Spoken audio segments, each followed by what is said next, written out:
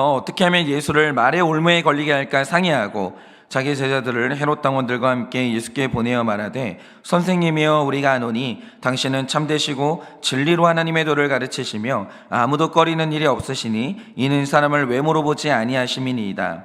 그러면 당신의 생각에는 어떠한지 우리에게 이르소서. 가이사에게 세금을 바치는 것이 옳으니까 옳지 아니하니까 하니, 예수께서 그들의 악함을 아시고 이르시되, 외식하는 자들아, 어찌하여 나를 시험하느냐? 세금 낼 돈을 내게 보이라 하시니 데나리온 하나를 가져왔거늘, 예수께서 말씀하시되, 이 형상과 이 글이 누구의 것이냐?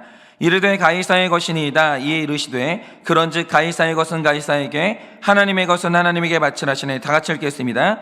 그들이 이 말씀을 듣고 놀랍게 여겨 예수를 떠나가니라. 아멘. 기도하겠습니다. 하나님, 오늘도 우리가 말씀을 들으면서 이 사순절에 예수님이 십자가에 달려 돌아가시는데, 예수님을 십자가에 못 박아 죽인 그 범인은 누구인지, 누가 예수님을 죽였는지 우리가 묵상하기를 원합니다. 주님, 이 십자가의 길을 따라가면서 온전히 그 사람이 나인 것을 보게 하여 주시고, 그 예수님이 나 때문에 죽고 나를 위하여 살아나신 예수님인 것을 만날 수 있도록 주님이 은혜를 허락하여 주시옵소서. 믿사오며 살아계신 예수님 이름 받들어 기도드립니다. 아멘. 네, 우리가 지금 이제 며칠 동안 도대체 예수님은 누가 죽였는가, 이것을 이제 묵상하려고 하는데요. 제가 첫 번째로 어저께 말씀드린 용의자가 누구였습니까? 먼저 주인의 것을 탐내는 욕심이 가득한 사람, 돈맛을 보고 미쳐버린 그 욕심이 많은 사람, 그가 바로 범인이라고 했고, 그리고 두 번째 범인은 자백을 끝까지 않고 가면을 지키고 있는 자, 가면을 쓰고 있는 자가 바로 범인이라고 했습니다. 자백하는 자는 범인이 아니에요. 자백을 하지 않는 그 사람이 범인인 거죠. 그래서 오늘은 이제 우리가 또 다른 이제 범인을 고발하려고 하는데요. 자, 우리가 마태복음을 종반으로 가면 이제 본격적으로 힘쓰는 자들이 등장합니다. 이게 되게 재미있어요. 복음서의 흐름이 이게 재밌는 게 뭐냐면, 예수님이 한창 사역을 하실 때 그 주변에 등장하는 사람들이 누굽니까? 연약한 자들, 병든 자들, 죽어가는 자들, 이렇게 연약한 자들이 나와요. 연약한 자들과 예수님은 늘 능력을 말씀하셨고 복음을 말씀하셨고 기적을 보여주셨습니다. 그런데 이제 종반으로 가면 예수님이 죽어지거든요. 그런데 예수님이 죽어가는 이 시점에 드디어 등장하는 사람들이 누구냐? 힘쓰는 자들이 등장하기 시작해요. 그러니까 오늘 말씀을 보면 대제사장이 나오고 헤롯의 당원이 나오고 빌라도도 나오는데, 드디어 오늘 말씀에 가이사도 등장하는 거예요. 그러니까 이제 종반으로 갈수록 예수님을 죽인 범인이 누구냐, 이게 드러나는데, 예수님을 죽인 범인은 주어진 힘을 잘못 쓰는 자들, 힘을 잘못 이해하고 힘을 잘못 쓰는 자들, 그들이 바로 범인이에요.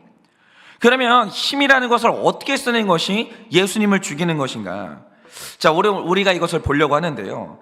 자, 보수적인 학자들이 합의하는 바, 지금 우리가 묵상하고 있는 마태복음은요, AD 60년경에 쓰여졌습니다. 그러니까 이 책은 예수님이 돌아가시고 나서 적어도 마태가 30년이 지난 후에 그때 쓴 책이 마태복음이라는 거죠. 그러면 여러분이 한번 생각을 해보세요. 어떤 사람이 죽고 나서 30년이 흘렀습니다. 그러면 이제 그 사람을 미워했던 사람들도 감정이 식어질 것이고, 그 사람을 지지했던 사람들도 감정이 식어지면서 그 인물 자체를 좀 객관적으로 파악하는 게 가능해지는 시간이죠. 그러니까 마태복음이 써졌던 시기쯤 됐으면 제자들이라도 머리가 식는 거예요. 뜨거웠던 가슴이 식는 겁니다. 그러면서 예수라는 인물을 좀 객관적으로 돌아볼 시기가 됐다는 거죠. 그런데 신기한 게 뭐냐? 이제 예루살렘으로 들어오신 예수님이 당대의 권력자들과 대격돌을 하고 계시는데, 자, 어제 말씀까지는 당시에 누가 뭐래도 최고의 권력자였던 대제사장의 무리와 충돌을 하십니다. 그리고 오늘은 헤롯의 당원, 그리고 바리새인들과 충돌하시고, 그리고 가이사와 한판 붙게 되는 거예요. 가이사의 것은 무엇이냐? 하나님의 것은 무엇이냐? 이 땅의 최고의 권세자와 이제 격돌을 하게 되는 거죠. 그런데 제가 어제 말씀드린 이 충돌의 목적이 뭐였습니까? 15절을 보시면 어떻게 하면 이들이 예수를 말의 올무에 걸리게 할까? 이걸 상의하면서 격돌을 했다는 거죠. 그런데 여러분, 여기서 말하는 말의 올무가 뭡니까? 이 올무를 이 원어적인 의미 그대로 해석하자면 짐승을 잡아서 죽이려고 파놓은 덫이에요. 죽이려고 파놓은 덫이 올무라는 거죠. 그러니까 예수님의 대적자들이 언제나 함정을 팔 때 그 목적은 조금 예수님을 곤란하게 하거나 수치를 주려는 게 아니고 죽이는 거예요. 그것 때문에 오늘 말씀에 나오는 이 세금 논쟁을 시작을 하는 겁니다. 그런데 중요한 건 이거죠. 예수님이 결국 이 올무에 걸렸습니까? 안 걸렸습니까? 조금 억지가 있었지만 나중으로 가면 이 올무에 결국은 걸리십니다. 모르고 걸린 건 아니에요. 알고도 빠지셨지만 어쨌든 예수님은 이 올무에 걸리십니다. 그리고 당시에 가장 참혹하고 잔인한 방법으로 그분이 사형을 당하게 되죠. 예수님이 죽으십니다. 그러니까 오늘 예수님이 당대의 권력자들과 대격돌을 하시는데 결국 이 결론이 뭐냐? 예수님이 패배하십니다. 그러니까 역사를 보면 그렇잖아요. 예수님은 힘 대 힘의 대결에서 지십니다. 그리고 이 마태복음은요, 이 사건이 일어나고 30년 후에 써진 책이에요. 그러면 흔히 말하기를 역사는 승자의 기록이라고 하잖아요. 그렇기 때문에 성경책의 주인공은 이 힘 대 힘의 대결에서 승리한 대제사장인 안나스와 가야바가 이 성경책의 주인이 되는 게 맞죠. 그런데 신기한 사실이 뭐냐? 2000년이 지난 지금 22절 말씀처럼 전 세계가 대제사장인 바리새인 헤롯 당원의 말씀을 놀랍게 여기는 게 아니라 지금 우리가 패배하고 죽으신 예수님의 말씀을 놀랍게 여긴다라는 거예요. 여러분, 지금 우리가 오늘 이 아침에도 말씀을 묵상하고 있는데 이거 누구 말씀이에요? 힘과 힘의 대결에서 승리한 대제사장의 말씀이 아니에요. 이 대결에서 처참히 깨져서 완전히 패배하고 돌아가신 예수님의 말씀을 묵상하고 있다는 거죠. 이게 놀랍다라는 거예요. 그러면 우리가 이걸 왜 묵상하냐 이거예요. 그런데 놀라운 게 뭐냐 하면 이런 현상은요, 구속사 안에서만, 성경 안에서만 재현되는 게 아니라 다른 역사의 현장에도 그대로 재현된다는 거예요. 예를 들어서 이 조선왕조 때 단종의 삼촌 수양대군이 어린 조카 단종을 폐위시키고 자신이 왕이 됩니다. 힘과 힘이 격돌을 한 거예요. 그런데 그러자 여기에 반발해서 단종을 다시 복귀시키려던 세력이 있었는데 그게 바로 성산문, 박팽년, 하위지, 이계, 유성원, 유은계 이런 사람들이었습니다. 그래서 세조와 이들이 2차로 충돌을 하죠. 그러니까 이제 어린 단종하고 세조가 한번 충돌했고 그 다음에 단종을 따르는 무리들이 한번 또다시 세조와 충돌을 합니다. 그런데 역사를 다 아시겠지만 여기서 누가 이깁니까? 세조가 한 번도 패배하지 않아요. 전부 다 이깁니다. 권력을 잡았던 수양대군이 단종을 이겼고 훗날 세조라고 불리면서 왕이 되죠. 그러나 반대편에 있던 신하들은 자신의 계획이 발각되면서 전부 다 역적의 칭호를 받고 사지가 찢겨서 죽게 됩니다. 완전히 패배한 거죠. 완전히. 그런데 우리 역사가 너무 신기한 게 뭐냐면 역사를 지나면서 사람들이 기억하고 위인으로 높이는 사람들이 누굽니까? 승자인 세조가 아니라 패배해서 무참히 죽임을 당한 신하들이에요. 역사는 이것이 바로 신비예요. 누가 그랬잖아요. 역사는 승자가 쓴다면서요. 그런데 왜 승자인 세조는 악역으로 이제 기록되고 왜 처참하게 죽었던 신하들이 이 역사의 위인으로 기록됐냐 이거죠. 이게 역사의 신비예요. 그러니까 제가 아까 말씀드린 6명의 신하들을 사육신이라고 하는데 예전에 제 딸이요, 한국을 빛낸 100명의 위인들이라는 노래를 계속 불렀어요. 하루 종일 그걸 불렀어요. 그러니까 저도 어쩔 수 없이 딸하고 같이 그 책을 보면서 같이 부르는데 거기서 본 게 뭐냐? 100명의 위인 중에 승자인 세조가 없어요. 그런데 놀라운 게 뭐냐? 한국을 빛낸 100명의 위인 중에 패자인 사육신과 생육신이 거기에 있어요. 이게 신기한 거죠. 그러면 우리가 해야 될 질문은 이런 겁니다. 역사에 모든 인물이 그런 것은 아니지만 어떤 경우에 왜 우리는 승자보다 패자를 더 존경하고 따르냐 이거죠. 그들은 힘과 힘의 대결에서 분명히 졌는데 왜 우리는 패배자를 존경할까요? 그 중요한 원리를 우리가 이 구속사에서 찾아야 되는 거예요. 자, 우리가 성경을 보면 힘을 뜻하는 단어가 2개 있거든요. 그게 뭐냐? 하나가 디나미스라는 단어고 하나가 엑수시아라는 단어예요. 둘 다 힘을 뜻하는 단어입니다. 그런데 이 두 단어는 힘이라는 현상에 대해서 완전히 다른 뜻을 가지고 있는 거예요. 그럼 먼저 이 디나미스가 뭐냐, 이걸 설명해 보면, 어떤 사람이 근육을 열심히 키워가지고 완력을 길렀는데, 그러면 이렇게 기른 힘의 목적이 뭐냐, 이 옛날 시대를 배경으로 하는 드라마를 보면요, 이 근육을 가지고 약을 파는 사람들이 있었어요. 그러니까 말하자면 어떤 덩치가 크고 힘센 사람이 군중들을 이제 모아놓고 차력쇼를 하는 거예요.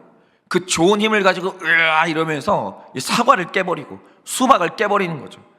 그리고 이 힘을 보여준 다음에 하는 말이 뭐냐, 뭐 애들은 가라 막 이러면서, 당신들이 이 약을 먹으면 나처럼 정력이 세질 수 있다 이러면서 약을 팔아요. 그 좋은 근육을 가지고 약 파는 거예요. 그러니까 지금 이 디나미스라는 이 힘은 내가 소유한 힘이고 나의 이익을 위해 쓰는 힘인데, 이게 바로 디나미스의 디나미스의 뜻이라는 거죠. 그리고 성경에서 힘을 디나미스로 썼던 사람의 대표가 누구냐면 그게 바로 삼손입니다. 삼손은 힘을 가지고 내 성질 거스리는 사람을 당나귀 턱뼈를 가지고 때려 죽였어요. 그리고 이제 이방 여자, 불신 여자를 얻기 위해서 자기 힘을 썼고, 음란을 채우기 위해서 자기 힘을 썼습니다. 그러니까 이게 바로 디나미스예요. 나를 위해서 쓰는, 내 사욕을 위해서 쓰는 그 힘, 그게 바로 디나미스라는 거죠. 그런데 성경이 말하는 또 하나의 힘이 있는데 바로 그게 엑수시아예요. 그러면 이 엑수시아는 어떤 힘인가? 최근에 보니까 이 교섭이라는 영화가 나왔더라고요. 그런데 그게 보니까 지난 2007년도에 일어났던 이 샘물교회 피랍 사태를 배경으로 한 게 이 영화예요. 그러니까 이 영화에 나오는 사람들이 이슬람 무장단체에게 납치를 당하면서 이제 그들의 석방을 위해서 한국 정부가 협상을 하는 겁니다. 그런데 제가 이 협상을 할 때 보니까요, 대통령이 직접 하지는 않더라고요. 그러니까 처음에 협상을 할 때 협상의 카드가 가벼울 때가 있어요. 예를 들어서 우리가 이 인질들을 풀어주는 조건으로 한 10억의 합의를 보자, 이 정도 금액이다 그러면 외교부의 직원이 협상을 해요. 그 정도는 외교부 직업이, 외교부 직원이 합의할 수 있는 금액 정도가 되는 거죠. 그런데 점점 시간이 지나면서 내가 내줘야 될 대가가 너무 커지는 거예요. 중동에서 한국 군대를 전부 빼라, 그럼 100억 정도의 합의금을 달라, 이런 식으로 합의금이 너무 커지는 거예요. 그럼 이제 외교부 직원이 협상이 안 돼요. 권한이 없는 거죠. 그 다음에 누가 등장하냐? 외교부 장관이 등장을 해요. 이제 외교부 장관 정도 되면 한 100억 정도 움직일 수 있는 권한이 생기는 거예요. 이런 식으로 하더라고요. 급을 계속 올려요. 그러니까 협상의 대표로 나온다라는 것은 엄청난 힘을 가진 존재인데, 여기에서 중요한 게 뭐냐? 이 대리자가 가진 힘이라는 것은 내 힘이 아니고 나를 위한 힘도 아니에요. 이것은 원래 최종 결정권자인 대통령의 힘이고, 주권자인 국민을 구하기 위한 힘이기 때문에 그 힘은 내 위에 있는 사람의 뜻을 이루는 데만 써야 됩니다. 그런데 만약 대리인이 그 경계를 벗어나면 그 힘은 월권이 되면서 처벌을 받게 되는 거죠. 그러니까 나보다 높은 분의 뜻을 이루는 것, 그리고 나의 힘을 제한받는 것, 그것이 바로 엑수시아예요. 이렇게 내 힘이나 나를 위한 것이 아니라 나보다 높은 분의 뜻을 받들고 그 뜻을 위해서만 힘을 쓰는 게, 이게 바로 엑수시아라는 거죠. 그러니까 이 역사라는 것을 보면요, 언제나 힘과 힘이 충돌해요. 여러분, 영적인 세계를 보세요. 영적인 세계에서 일어난 일이 전쟁이에요. 영적 전쟁이 벌어지고 있어요. 힘과 힘이 충돌해요. 가정을 보세요. 가정도 결국에는 에너지의 충돌인 거예요. 힘과 힘의 충돌이에요. 그러면 충돌하는 그 두 가지 힘이 뭐냐? 자기 욕망을 실현시키려고 하는 디나미스와 나보다 높은 분의 뜻을 이루기 위해 애를 쓰고 있는 엑수시아가 충돌하는 거예요. 역사라는 것은 이 두 가지 힘의 충돌이에요. 디나미스와 엑수시아의 충돌. 그런데 재미있는 게 뭐냐면, 역사에서는 단 한 번도 이기적인 디나미스가 섬기는 힘이죠, 엑수시아를 이긴 적이 없어요. 물론 당시에는 디나미스가 엑수시아를 이기고 승리하는 것처럼 보일 때가 있습니다. 그런데 역사가 지나갔을 때 디나미스라는 힘을 썼던 사람들은 역사에서 전부 다 단죄를 당합니다. 전부 다, 어김이 없어요. 전부 단죄를 당합니다. 예를 들어서 독재국가를 보세요. 독재국가는 독재자가 다 승리를 하잖아요. 역사가 지나 보십시오. 역사에서 독재자 중에 미화된 독재자는 아무도 없습니다. 전부 다 단죄를 당해요. 그리고 패배했던 사람들은 전부 다 복권이 되는 거예요. 그러니까 언제나 사람들이 어디에 권위를 느끼냐, 그리고 어떤 사람의 말씀에 놀라움을 느끼냐, 언제나 엑수시아라는 힘을 썼던 그들에게 권위를 느끼고 그들의 말씀에 놀랍게 반응을 하는 거예요. 그리고 이것을 아까의 그 역사적인 사건으로 설명을 해보자 이거죠. 조선 왕조 시대에 사람들이 따랐던 가치가 성리학이었거든요. 근데 이 성리학이 불교의 반발에서 나온 사상이거든요. 다시 말해 불교는 우리 고통의 원인을 탐구하고 그것을 해결하고자 하는 종교가 불교예요. 그러니까 이제 불교에서는 그럼 고통이 어디에서 오냐? 모든 종류의 집착이 고통의 원인이라고 본 거예요. 그러면 이 집착을 끊어내는 방법이 뭡니까? 바로 그게 속세와의 연을 끊어버리는 거예요. 이렇게 사람이 세상에서 분리되면 집착이 사라지게 되고 그러면 고통에서 해방될 수 있다는 거죠.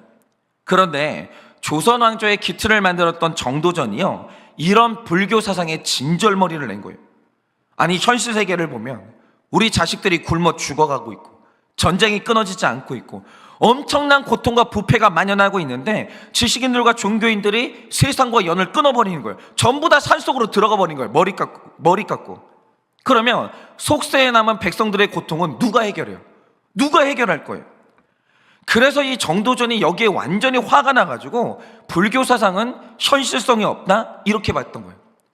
그래 뭐 불교를 믿으면 내 마음은 편해지지 있다라고 하죠. 그러면 현실 세계의 문제는 어떻게 해결할 거예요? 현실성이 없다라고 본 거예요. 그래서 그가 들고 온 게 성리학이에요. 이 성리학은 굉장히 실용적인 사상이고 현실에 적극적으로 참여하는 사상이거든요. 그리고 특징적인 것이 성리학이 의리를 굉장히 중요하게 생각합니다. 의리. 그러니까 성리학이 말하는 의리는요, 한 번 뜻을 정했을 때 두 마음을 품지 않는 게 의리예요. 바로 성리학이 조선시대의 가장 큰 뜻이었는데 역시나 조선시대에도 엑수시아, 다시 말해 조선의 큰 뜻인 성리학을 섬기는 데 힘을 쓴 사람이 있었고 자기 욕망을 위해서 뒤나미스로 나가는 사람들이 있었어요. 어김없이 역사는 이 두 힘의 충돌이에요. 바로 그게 아까 말한 사육신과 세조 같은 사람인데, 여러분 사육신이 끝까지 단종을 따랐던 이유가 뭐겠습니까? 조선이 적법한 절차로 한 임금을 세웠고 내가 그분을 왕으로 인정한 이상 다른 왕을 세울 수가 없다라는 거예요. 나는 의리상 그럴 수가 없다라는 거죠.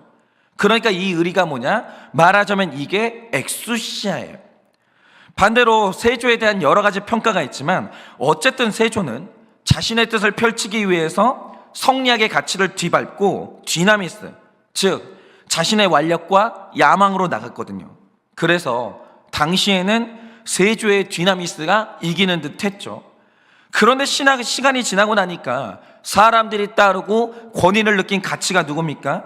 사육신에게 더 큰 권위를 느끼고 그들이 역사에서 높임을 받는 거예요. 그러니까 영육 일원론이라고 성경의 원리는 어디에서나 통하는 거예요. 꼭 하나님을 믿는 사람이 아니더라도 누군가 엑소시아의 원리로 나가는 사람이 있으면 그 사람은 역사의 승자로 남게 되는 거죠. 그리고 사람들이 그 사람의 말씀에 귀를 기울이게 되는 겁니다. 그리고 이런 의미에서 오늘 말씀을 좀 보자 이거죠. 오늘 말씀은 누가 뭐래도 힘과 힘의 대결이에요. 그런데 이 당시 대제사장이 가진 힘이라는 것은 과장하지 않고 정말 대단했습니다. 그러니까 사실 오늘 말씀에 바리새인이 나오고 헤롯의 당원들이 나오는데 이 모든 판을 짜고 있는 사람이 누구냐? 배후에 있는 대제사장이에요. 그래 결국에는 오늘 말씀에 이 가이사라는 절대 권력자의 이름까지 나옵니다. 대단했죠. 대제사장 엄청난 사람입니다. 먼저 대제사장은 성전에서 이루어지는 모든 상권의 허락권을 가진 사람이고 심지어 그 땅의 최고 권력자인 총독과 맞설 수 있는 굉장한 실력자였습니다. 그런데 지난 말씀에서 우리가 본 게 뭡니까? 지금 성전이라는 것은 하나님이 아니라 대제사장이 완전히 장악한 공간인데 예수님이 거기로 오시더니 그가 장악하는 모든 장사를 둘러 엎으십니다. 예수님도 힘을 쓰시는 거예요. 근데 뭐 때문에 이 힘을 쓰셨습니까? 하나님의 뜻을 이루기 위해서 엑수시아로 나가신 거죠. 그러자 이 소식을 들은 대제사장이 엄청나게 분노했고, 그래서 예수님을 죽이고자 오늘 말씀의 시험을 딱 던지는 거예요. 이 시험이 쌓이고 쌓여가지고 결국 예수님은 십자가에서 죽임을 당하십니다. 그러니까 오늘 말씀은요, 그냥 볼 게 아니라 힘과 힘, 기와 기가 부딪히고 있는 엄청나게 긴장된 순간이라는 거죠. 그런데 여기에서 중요한 것은 지금 부딪히고 있는 이 힘의 본질이 뭐냐라는 겁니다. 그래서 먼저 헤롯의 당원, 다시 말해 대제사장 쪽을 보면, 원래 이스라엘의 제사장직은 두 가지 특징이 있는데요. 대제사장은 임명직이 아니라 세습직이에요. 그러니까 레위 지파 중에서도 오직 아론의 혈통이 아니면 대제사장이 될 수가 없죠. 그리고 대제사장은 종신직이라서 한번 임명되면 죽을 때까지 충성을 해야 돼요.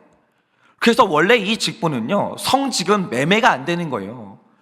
성직은 돈 가지고 사고 파는 게 아닙니다. 경쟁도 없어요. 그냥 물려받는 거예요. 그런데 이스라엘을 로마가 통치하기 시작하면서 대제사장직이 임명직으로 바뀌었는데, 이때부터는 아론의 후손이 아니더라도 로마와 관계가 좋은 사람, 정치를 잘하는 사람이면 누구나 대제사장이 될 수 있었습니다. 그런데 상황이 이렇게 되니까 이스라엘 안에서 서로 대제사장이 되겠다고 피 튀기는 경쟁이 시작됐는데, 이유가 뭐냐? 일단 대제사장이 되면 단순히 제사를 드리는 게 아니라 사내들인 공의라고 해서 유대 사회의 행정기관이자 재판기관이 있는데, 여기서 모든 것을 다 결정하거든요. 그런데 여기에 의장이 누구냐? 대제사장이에요. 정치적으로 막강한 힘을 가지게 됩니다. 그래서 이 당시에 대제사장은 종교인이 아니라 정치인이라고 보는 게 맞아요.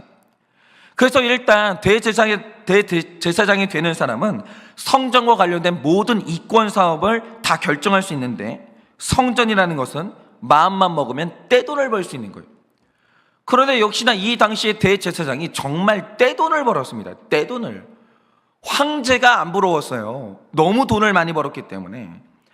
그러니까 이 당시 실세였던 안나스가 엄청난 뇌물을 로마에 주면서 대제사장의 자리를 차지했고, 그 힘으로 성전과 관련된 모든 이권 사업을 다 독점했습니다.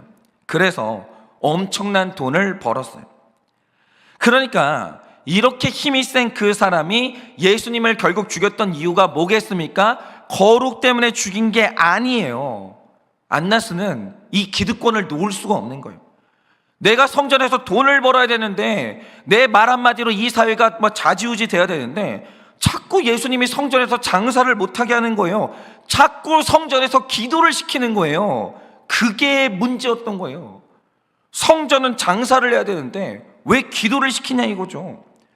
그러니까 이 사람이 자기의 이권을 지키기 위해서 쓸 수 있는 모든 수단을 동원한 다음에 마침내 예수님을 죽인 거예요. 전형적인 디나미스트예요. 전형적인 디나미스트. 그러니까 우리가 자녀를 기를 때도 한번 보세요. 여러분 지금 어떤 힘을 쓰고 있습니까? 하나님의 뜻대로 이 아이를 천국 보내려고 거룩하게 기르려고 힘을 쓰고 있습니까? 아니면 내 힘, 내 꿈, 내 야망을 관철시키려고 이 애를 힘으로 찍어 누르고 있습니까? 지금 여러분이 자녀를 기를 때 힘을 쓰고 있는데 그 디나미스예요? 엑수시아예요? 뭐 때문에 그렇게 애를 쓰십니까? 뭐 때문에 그렇게 힘을 쓰십니까? 오늘 말씀의 대제사장은요, 완전히 디나미스의 사람이에요. 자기를 위해서, 자기 이권을 위해서 그 막강한 힘을 쓰는 겁니다. 그러니까 이 말씀의 배후에 있는 대제사장은요, 완전히 디나미스의 사람이에요. 그런데 반대로 예수님도 이 땅에 오셔서 굉장히 힘을 많이 쓰셨죠. 그런데 그분이 힘을 썼던 그 힘의 본질이 뭡니까? 예수님은 자기의 일을 하려고 오신 분이 아니에요. 예를 들어서 예수님의 인생이 자기를 위한 인생이었으면 왜 십자가에서 죽으셨겠습니까? 예수님은 이 땅에 오실 때 자기의 행복을 이루려고 오신 분이 아니에요. 그러면 예수님은 이 땅에 오신 이유가 뭡니까? 요한복음 6장 38절에 명백히 기록되어 있는데 이렇게 기록하고 있습니다.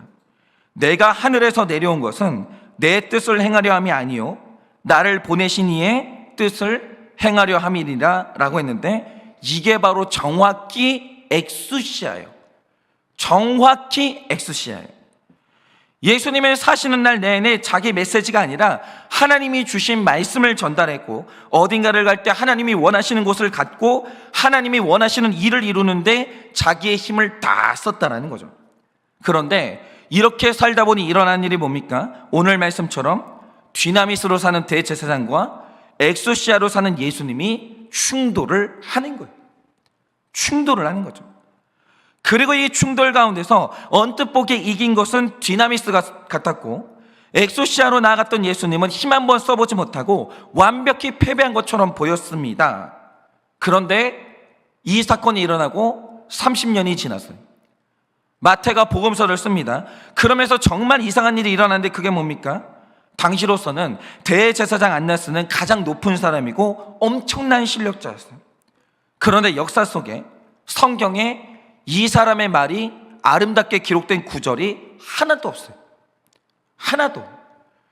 그리고 성경은 명백히 말합니다. 대제사장은 지옥 갔어요. 힘을 완전히 뒤나미스로 썼던 빌라도는 지옥 갔어요. 그러니까 승리한 사람들 중에, 예수님을 누르고 승리한 사람 중에 천국 간 사람은 단 한 명도 없어요. 단 한 명도. 여러분, 예수님 이기고 천국 가는 사람은 없어요. 예수님 이기려면 뒤나미스로 나가야 되거든요. 뒤나미스로 이 말씀을 누르고 하나님의 뜻을 누르고 그리고 천국 가는 사람은 아무도 없는 거예요. 그러니까 사람들이 그 사람의 말과 기록을 다 무시를 하는 겁니다. 기억해야 될 가치를 못 느끼는 거예요. 그런데 오늘 패배자인 예수님의 말씀, 다시 말해 성경책은 지금도 전 세계에서 가장 많이 팔린 책이 되는데, 굉장히 유명한 이 광고 카피가 있죠. 아우디에서 나온 이 광고인데, 아우디가 유일하게 이길 수 없는 한 가지, 그게 바로 성경책이라, 그렇게 얘기를 했더라고요.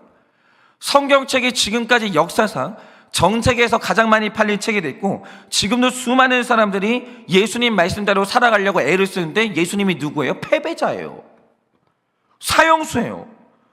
그런데 왜 우리는 그 사람의 말씀에 영을 열광하고 왜 우리가 그분을 하나님으로 따르냐, 이거죠. 여러분, 우리가 지금요 매일 큐티하는데 누구 말씀을 큐티해요? 살해당하고 패배하신 예수님 말씀을 큐티하는 거예요. 그러니까 우리의 의무는 여기에 있는 거죠. 왜 우리는 역사의 승자가 아니라 패배자를 하나님으로 인정하고 그분의 말씀을 따르고 있냐, 이거죠. 여러분, 이게 너무 이상한 이유가 뭐냐? 우리가 말씀대로 살아가면 우리도 져야 돼요. 여러분, 그거 아십니까?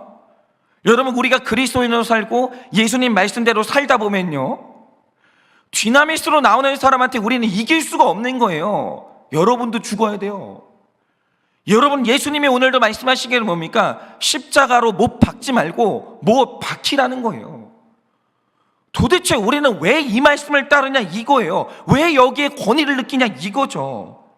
그러면 여러분, 이 세상에서 가장 권위 있는 사람은 힘 있는 사람이 아니라 말씀대로 사는 사람이에요. 힘을 어디에다 쓸 것인가? 사람을 주먹으로 죽이는 데 쓰는 게 아니라 맞아 죽는 데 힘을 쓰는 것. 십자가로 못을 박는 데 힘을 쓰는 게 아니라 못 박히는 데 힘을 쓰는 것.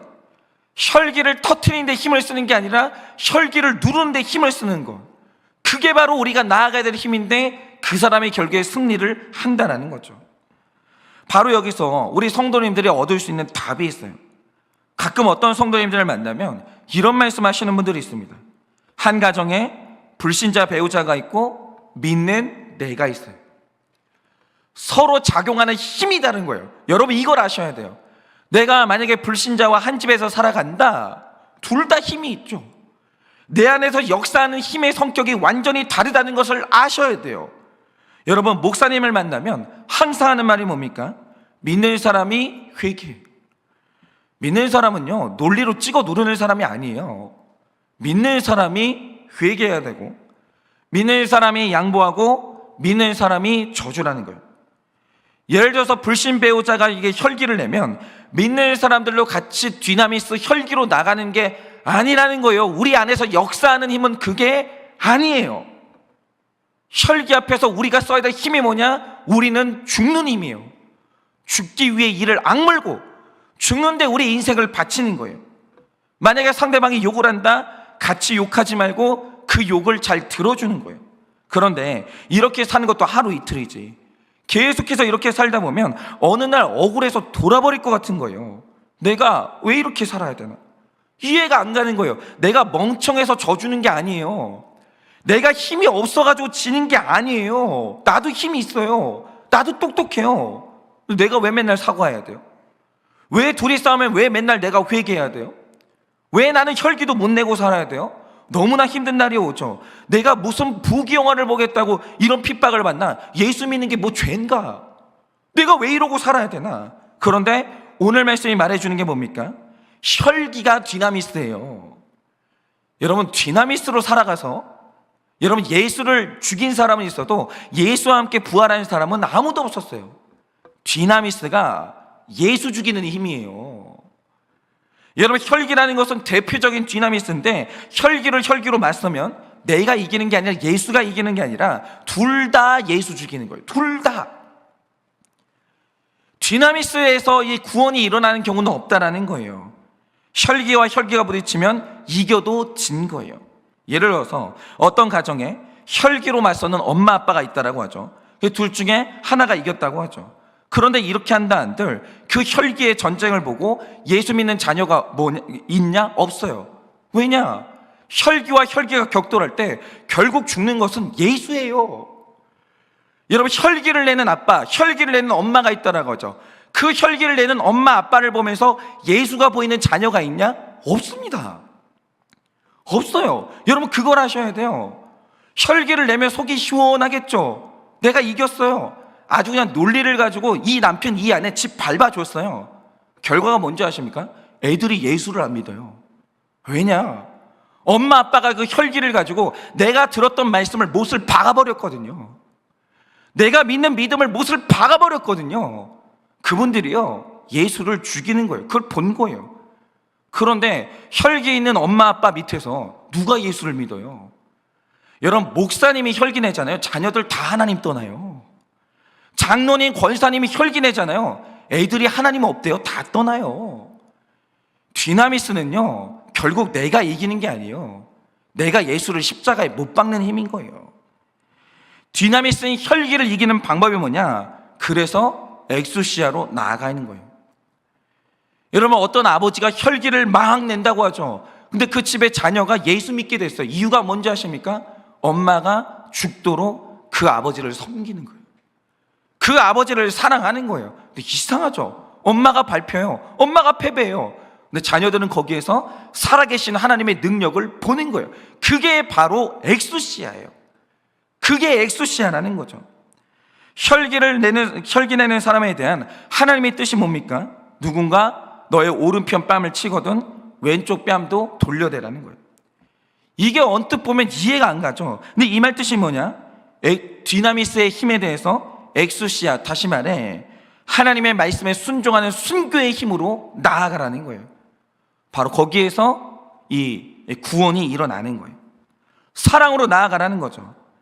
그런데 이렇게 부딪히면 당장 혈기가 이기는 것 같아도, 그러나 역사가 말해주고 성경이 말해주는 진실이 뭡니까? 절대로 디나미스는 엑수시아를 이길 수가 없는 거예요. 없어요. 당장엔 자녀들이 혈기 내고 폭력을 저지르는 그 아버지를 무서워하고 그 아버지에게 꼼짝 못하는 것 같죠. 그러나 결국 자녀들이 권위를 느끼는 쪽이 어디냐? 그것은 하나님 말씀에 따라 계속해서 혈기를 죽이고 죽도록 남편에게 복종한 아내예요. 그 어머니죠. 여러분, 디나미스로 나가는 부모, 디나미스로 나가는 직분자 절대로 권위를 가질 수 없어요. 목자님들 마찬가지입니다. 목원들 중에 혈기로 나오는 사람이 있어요. 나의 권위를 인정하지 않는 사람이 있어요. 그럼 죽으세요. 뭘 자꾸 이겨먹으려고 그래요? 회개하세요. 잘못했다고 하세요. 싹싹 비세요. 죽을 죄를 졌다고, 내가 당신의 마음에 상처를 줘서 너무 미안하다고 비세요. 죽어버리세요. 그게 바로 우리가 사는 길이에요. 무조건 하나님의 뜻을 이루는 엑수시아로 나아가야 되는 거예요. 그때서만 우리는 진짜 승리를 할 수가 있는 거예요. 그러니 오늘 하루를 사실 때 혈기를 죽이십시오.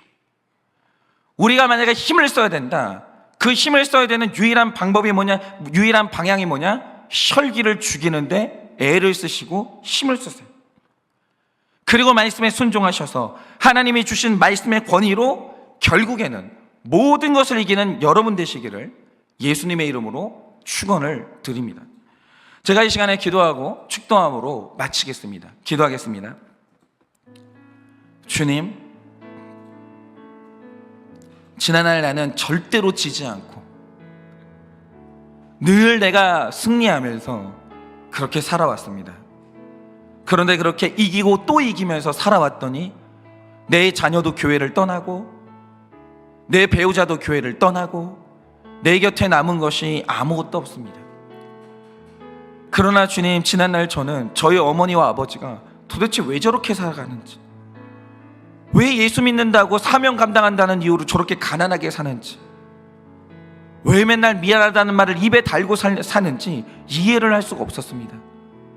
그런데 결국 정신을 차려보니 자녀들은 셋 다 목회자가 되어 있었고 결국 어머니 아버지에게 고개를 숙이는 그런 결과로 나타났습니다. 주님, 혈기가 아닙니다. 사랑이고 죽음입니다. 희생입니다. 디나미스가 아닙니다. 엑소시아입니다. 오늘도 우리가 나의 뜻을 이루기 위해서 힘을 쓰는 것이 아니라, 혈기를 내는 것이 아니라 오직 하나님의 말씀을 이루기 위해서 순교하고 죽어질 때 결국 우리가 승리하게 될 것이니 오늘 하루도 혈기가 아니라 말씀으로 나아가 완전히 죽어지고 결국 부활하는 인생을 살 수 있도록 은혜를 허락하여 주시옵소서. 지금은 우리 주 예수 그리스도의 은혜와 하나님 아버지의 그 크신 사랑과 성령님의 위로하시고 교통하여 주시는 그 역사하심이 오늘도 나의 혈기가 아니라 하나님의 말씀으로 승리하기를 원하는 사랑하는 모든 성도님들의 머리 위에 지금으로부터 영원 무궁토록 함께 있을지어다. 아멘.